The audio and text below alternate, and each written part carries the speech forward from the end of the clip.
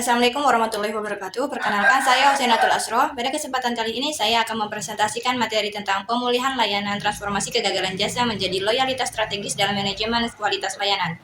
Materi ini membahas bagaimana perusahaan mengubah kegagalan layanan menjadi peluang untuk mempertahankan dan bahkan meningkatkan loyalitas pelanggan. Pertama ada pendahuluan dan model kesenjangan.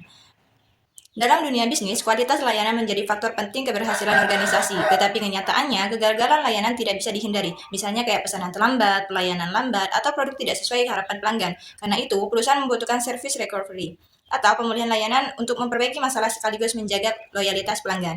Selain itu, ada 5 kesenjangan atau gap model yang dapat menyebabkan masalah layanan, yaitu kesenjangan pengetahuan, standar, penyampaian, komunikasi, dan kepuasan pelanggan.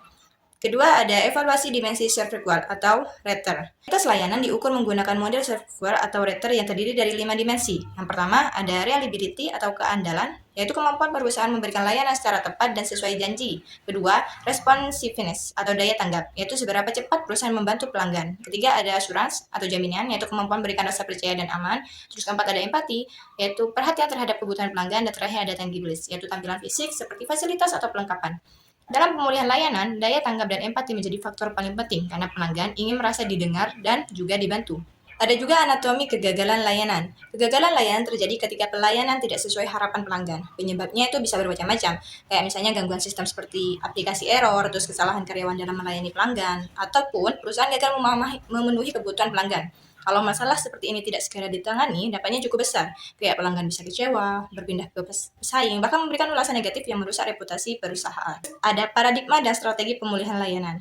Lalu bagaimana perusahaan mengatasi kegagalan layanan? Yaitu caranya melalui strategi pemulihan layanan itu sendiri. Ada beberapa bentuk pemulihan, misalnya memberikan kompensasi seperti diskon atau pengembalian uang, meminta maaf secara tulus, atau memberikan penjelasan yang jelas mengenai masalah dan memberikan respon cepat terhadap keluhan pelanggan. Yang dimana tujuannya bukan hanya menyelesaikan masalah, tetapi juga mengurangi rasa kecewa pelanggan dan mempertahankan loyalitas mereka. Terus ada teori keadilan dalam pemulihan layanan.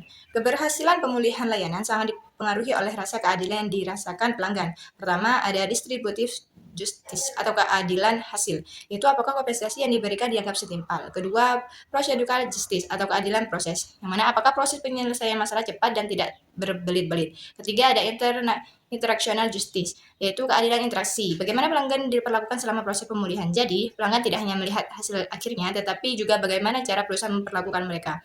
Ada juga Service Recovery Paradox atau SRP. SRP adalah kondisi ketika pelanggan justru menjadi lebih puas setelah masalah berhasil diselesaikan dibandingkan jika tidak ada masalah sama sekali. Contohnya kayak pelanggan menerima pesanan yang salah, tetapi perusahaan langsung meminta maaf, mengganti produk, dan memberi bonusnya. Akhirnya, pelanggan merasa sangat dihargai, namun kondisi ini juga biasanya hanya terjadi pada kesalahan ringan dan bukan hanya masalah yang berulang-ulang gitu.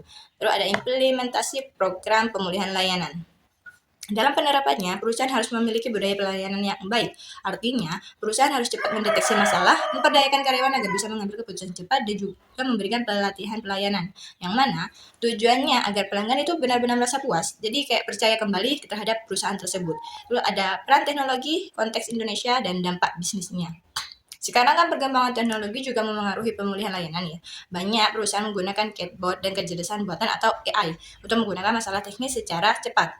Namun untuk masalah emosional pelanggan ini, interaksi manusia masih lebih dibutuhkan karena pelanggan ingin dipahami dan diberi empati.